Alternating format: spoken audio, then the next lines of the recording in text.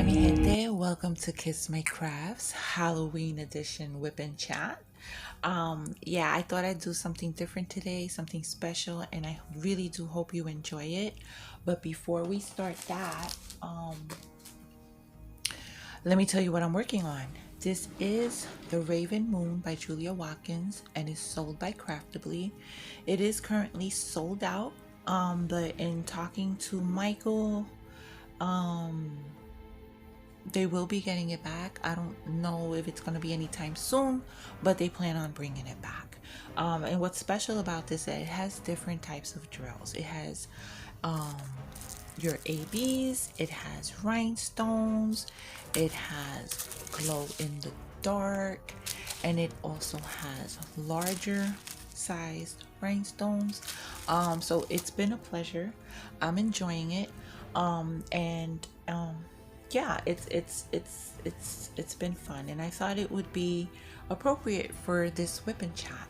And what else do you see? You see these release papers. These were a generous gift from my girl Yvonne, who sent me some release papers that she ordered from Crafts with Crashley, who has an Etsy shop with her husband, and they sell a different variety of diamond painting accessories, including these release papers. And not only did Yvonne give me the Halloween, which is this one, she got me this style too. These cool sugar skulls, these beautiful, beautiful butterflies,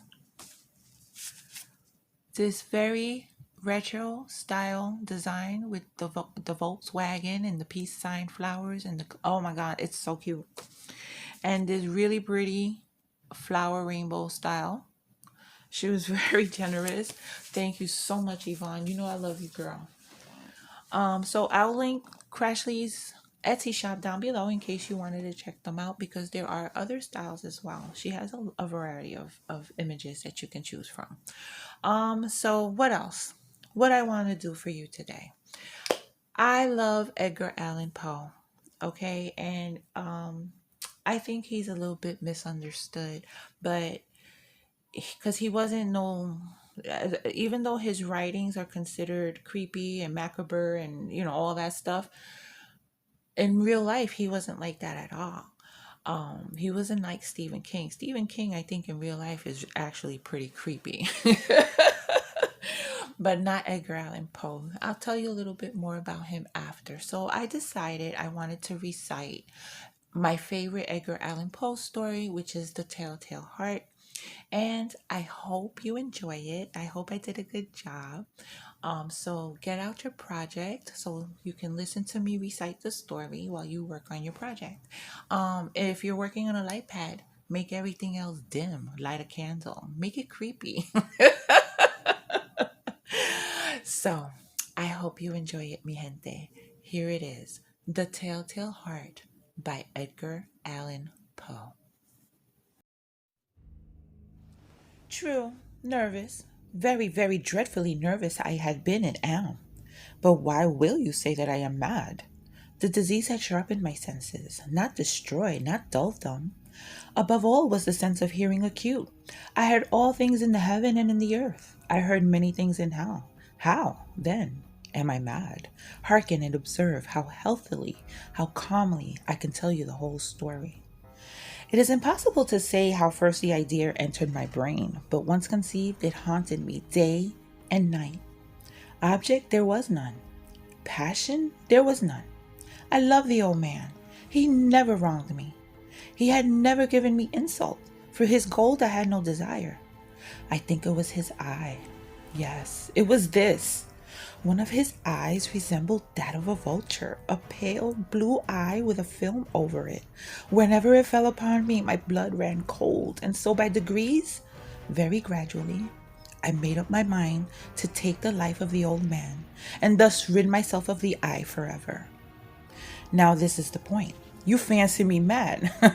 Madmen know nothing, but you should have seen me. You should have seen how wisely I proceeded, with what caution, with what foresight, with what dissimulation I went to work. I was never kinder to the old man than during the whole week before I killed him. And every night, about midnight, I turned the latch of his door and opened it, oh, so gently.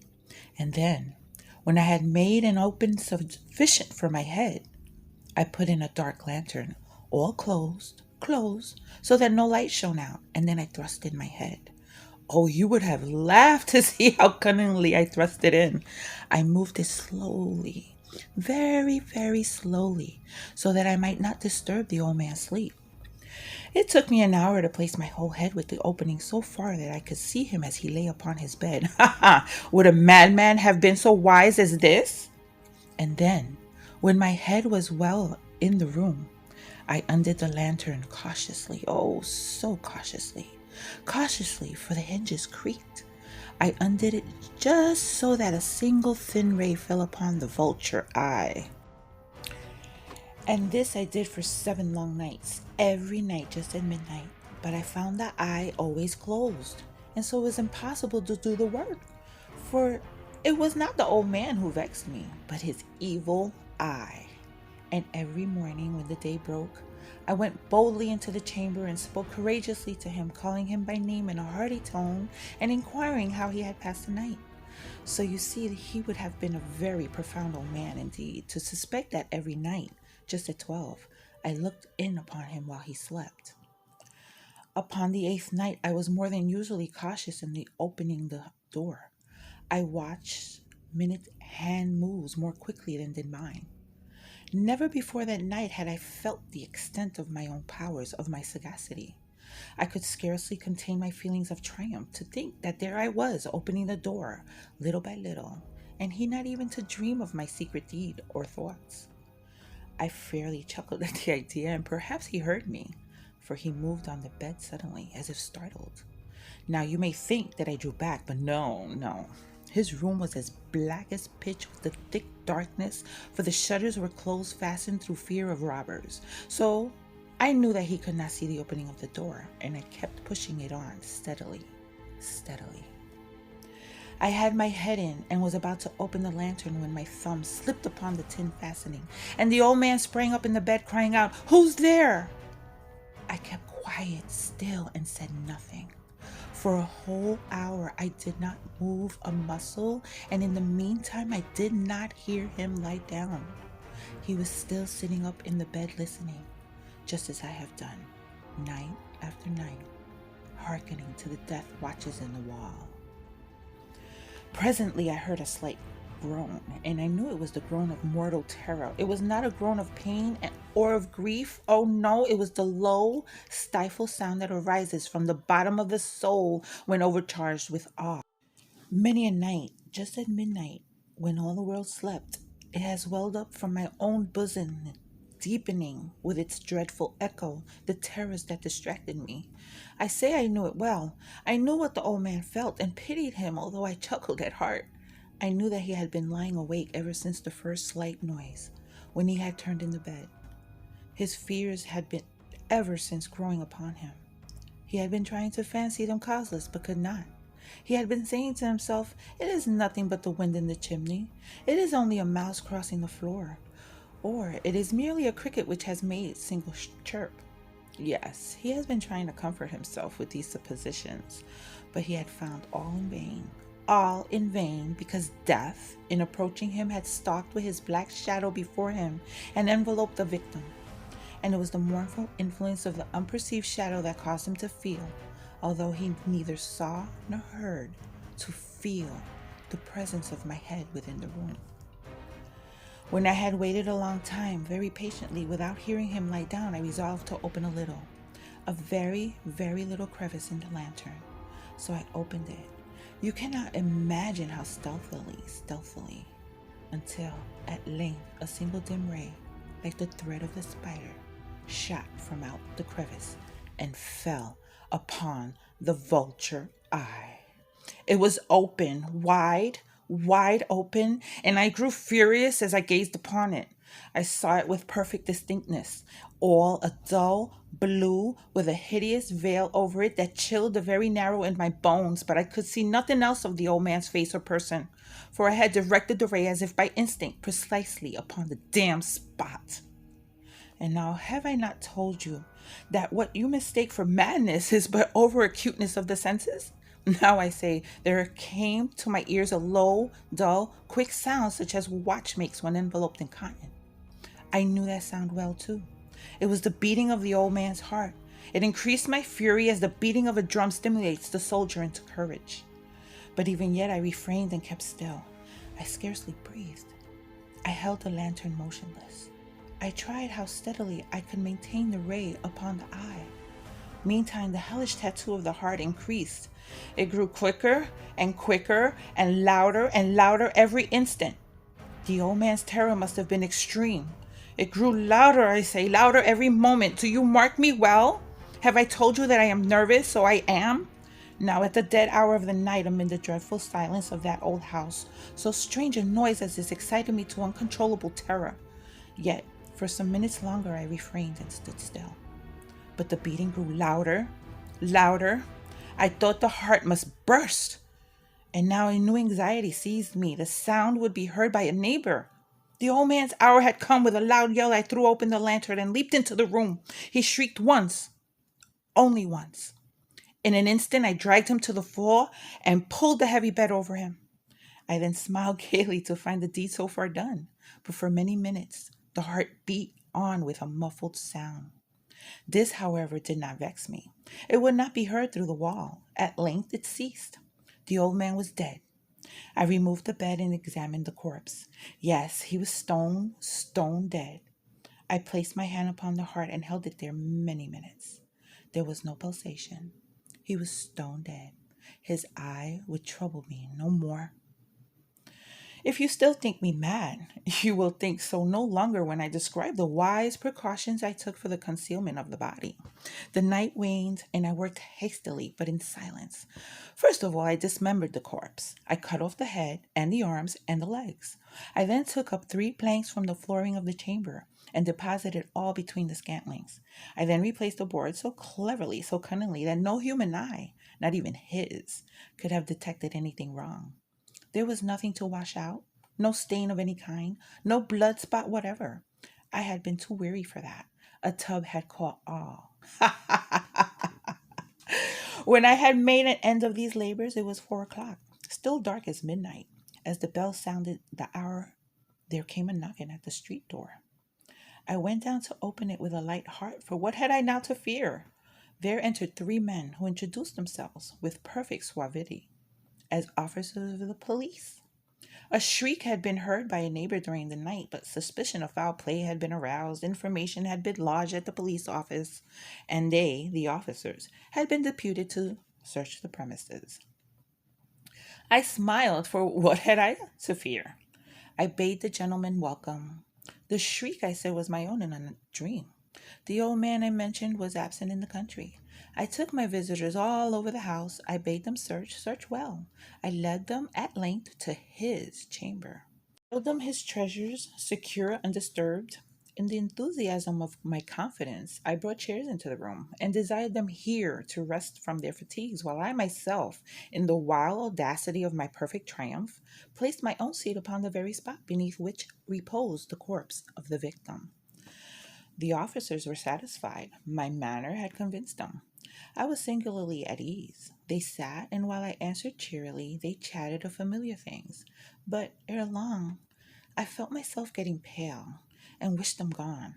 My head ached, and I fancied a ringing in my ears. But they still sat and still chatted, and ringing became more distinct. It continued and became more distinct. I talked more freely to get rid of the feeling, but it continued and gained definitiveness until at length I found that the noise was not within my ears. No doubt I now grew very pale, but I talked more fluently and with a heightened voice. Yet the sound increased, and what could I do? It was a low, dull, quick sound, much such a sound as a watch makes when enveloped in cotton. I gasped for breath, and yet the officers heard it not. I talked more quickly, more vehemently, but the noise steadily increased. I arose and argued about trifles in a high key and with violent gesticulations, but the noise steadily increased. Why would they not be gone? I paced the floor to and fro with heavy strides as if excited to fury by the observations of the men, but the noise steadily increased. Oh God, what could I do? I foamed, I raved, I swore. I swung the chair upon which I had been sitting and grated it upon the boards, but the noise arose all over and continually increased. It grew louder, louder, louder, and the men chatted pleasantly and smiled. Was it possible they heard not? Almighty God, no, no, they heard, they suspected, they knew, they were making a mockery of my horror. This I thought, and this I think. But anything was better than this agony. Anything was more tolerable than this derision. I could bear those hypocritic smiles no more. I felt that I must scream or die, and now again, heart, louder, louder, louder. Villains, I shrieked, dissemble no more. I admit the deed, tear up the planks. Here, here, it is the beating of his hideous heart.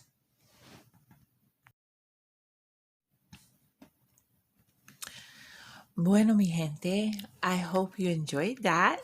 How did you like it?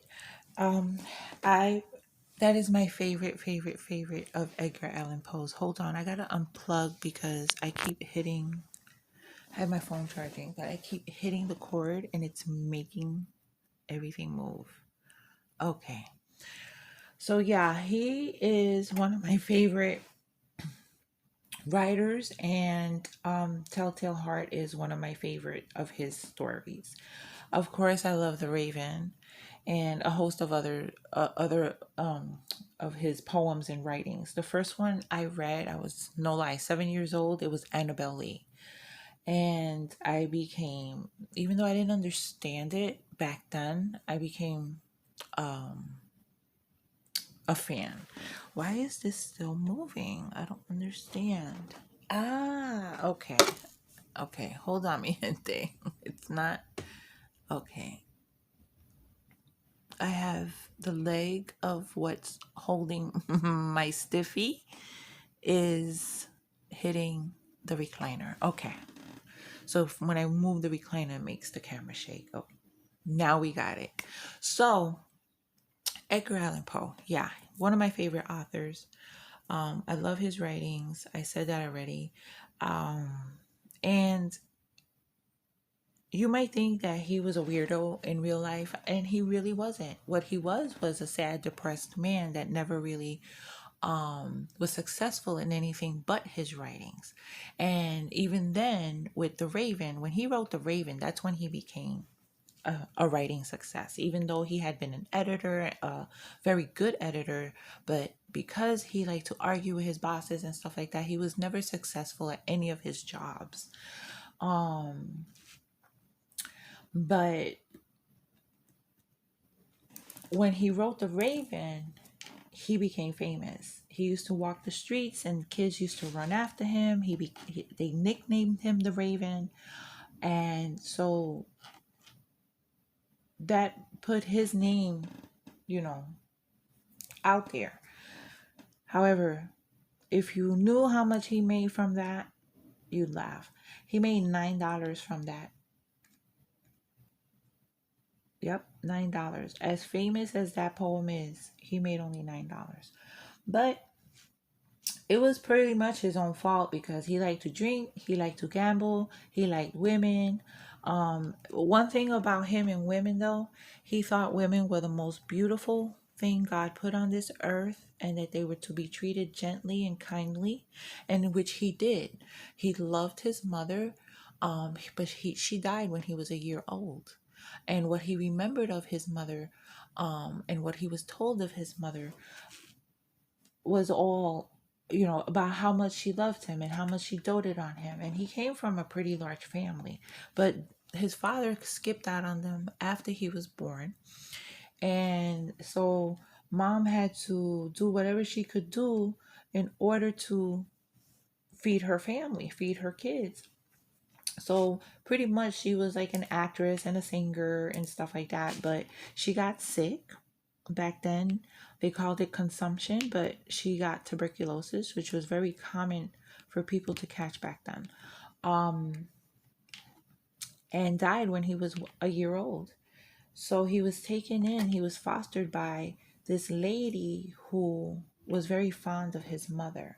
So she took him in, her and her husband took him in. They never officially adopted him, but they fostered him. And they, during that time that he lived with this couple, even though the foster father was a little standoffish with him, wasn't really fond of him, the mom did, she doted on him for everything and put him in the best of schools, had the best of everything. He was raised to have manners like a Southern gentleman would have. So during that time of his life, he lived a cushy life. And then he went to school. He went to school, I think it was the Virginia State University, which back then was wild, full of hoodlums. And it was a dangerous place, you know. And I mean, a teacher got murdered there during the time that he went, but that's when he really started writing and amazed his fellow pupils and students with his writings. That they would ask him, please write us a story, tell us a story. They loved his stories. But he quit he quit school, and his stepfather was disappointed. His father put him in West Point, quit that. So him and his stepfather or foster father were estranged. So he went to go live with a cousin, and this cousin had an 8-year-old daughter, and this is where he gets freaking creepy. And when I found this out, I was like, ew. He was never happier than when he was living with his cousin and her daughter. Apparently, he falls in love with the daughter, but when he went to go live with them, I think he was like 26 and she was 8. Yeah. But I guess, I don't know if back then they didn't bat an eye on that, but 8, really? But I mean, I don't know if they had a relationship at that point, but he went somewhere, went away, whatever, and he would write to his cousin. And when his cousin told him she was going to marry her daughter to some man, he was just heartbroken and begged her, don't have her married because I love her. And so he went back and he married his cousin. At the time, she was 13 years old. But their relationship was more like cousins because they played, they ran, they played tag, they swam, they fished. They were always giggling, they were always laughing. Everybody looked at them as having a great relationship. But what it appeared to what it sounded like to me when I read his history was that they were more playmates than they were husband and wife. But then she got sick. She also got consumption, aka tuberculosis. So it seems like every woman that he loved in his life ended up being sick because his foster mother also got sick. So yeah, every woman that he loved ended up dying of tuberculosis. So that's where the depression probably comes in. And the more he drank more, and then he married this other woman. But he was also cheating on her, and he kept drinking, and he lived like that. He never succeeded in a job. He just lived that type of sad, unsuccessful life, even though his writings today are classics. And how did he die? No one really knows what happened to him. Back then, he disappeared. No one knew where he was. I think it was because the wife, that the lady that he married, left him or something like that. I don't remember too well, but he was a cheater. He was cheating on her. He disappeared, and or maybe it was, I think it was with the news that his foster mother passed away that he disappeared. Well, he showed up. They found him in a drunken stupor in someone else's clothes. They took him to the hospital. They didn't know what happened to him. He couldn't talk. He was mad, crazy, talking crazy. And then he died. So no one to this day knows what really happened to him. The suspicion was that back then it was, when they found him, it was time, it was election time. And back then what the people used to do was kidnap people, get them drunk, and have them vote in different styles of clothing over and over again for whoever their party was. And then they'd let you go, and you'd be drunk, so you don't remember anything. So that's what they believe happened to him, because of the fact that he was in a drunken stupor, mad and crazy, and had someone else's clothes on. That's what they think happened to him. But to this day, nobody knows. Oops, sorry. So sadly, he died. He lived only 40 years, 40 and some months, because he died in 1849. He was born in 1840. No, 1809, and he died in 1849. Yeah, but interesting, right? So, mi gente, I hope you enjoyed this. Happy Halloween. Please be safe out there when you take the kids. Check their candies, because you never know. But have fun, and I hope you enjoyed this. And thank you for spending some time with me and listening to me tell the telltale heart, or recite the telltale heart. And you know what to do. Until my next video, take care of yourselves. Be safe. Happy Halloween, and besos. Mwah.